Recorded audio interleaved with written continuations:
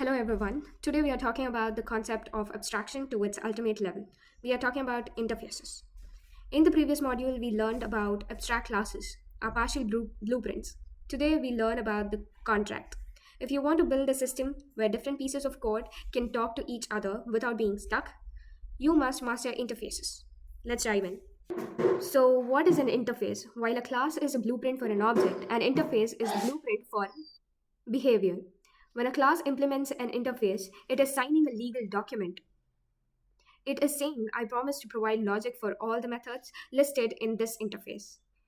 The interface does not care about how the class does its job, it only cares that the job gets done. This is the definition of 100% abstraction. The best real world example is the power socket in your wall. Look at the socket, it defines standard three holes in a specific pattern. That is interface. It doesn't matter what you plug in, a vacuum cleaner, a smartphone charger, or a giant television. As long as the device has the right plug, the implementation, it works. The socket provides the power, the device provides the logic. The standardization is exactly what interfaces do for your code. Now let's look at the code. We use interface keyword instead of class.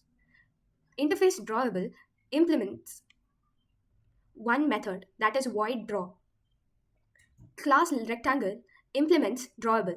Since it implements the interface drawable, it is forced by the compiler to give the body for the method, that is draw.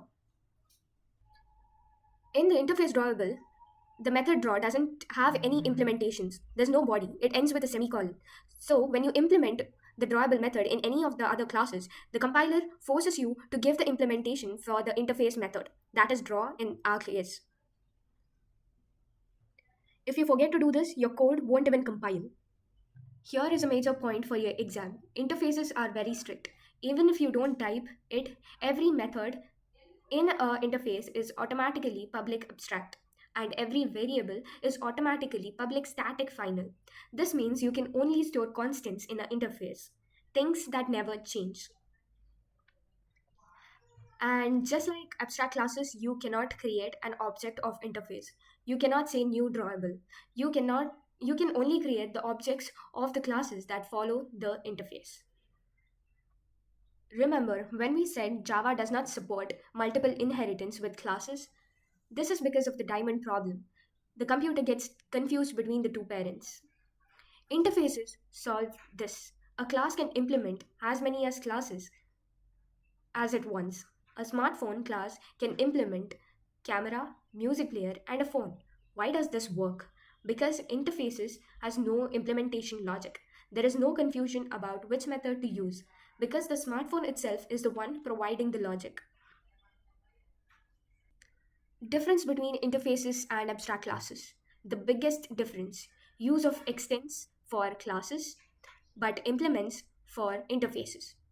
Abstract class is can have private or protected members, but interfaces must be public. It must be strictly public. Abstract classes can have constructors, but interfaces do not.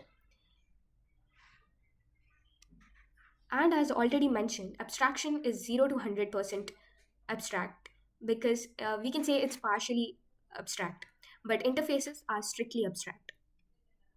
If you need to share state variables, use the abstract class. If you only need to share behavior, use an interface. Let's see why this matters in a real job. Imagine you are building a website like Amazon. You create an interface called payment mode with a method pay. Today you are supporting credit card, tomorrow you want to add UPI or Bitcoin because your main app only talks to the interface. You can add as many new payment methods as you want without changing a single line of your main checkout code. This is called loose coupling, and it's how professional software is built. Java has evolved. Since Java 8, interfaces can actually have some logic. We have default methods. These allow you to add a new method to an interface with body so that you don't have to break all the thousand classes that already implements it. And we have static method, which are basically helper functions that belong to the interface name itself. These are advanced features but very important for modern Java development. To wrap up, interfaces are about what, not how. They are the secret for achieving multiple inheritance in Java. They ensure that the code is modular and easy to change. Remember, a class is its parent in interface, but here a class acts like its interface. That is the end of our OOPS Pillars journey. Your practice task is to build a remote control interface. If you have any question, put it down in the comment section. I will try to answer to them. Next, we will be tackling exception handling, learning how to make a program bullet free when things go wrong. Happy coding!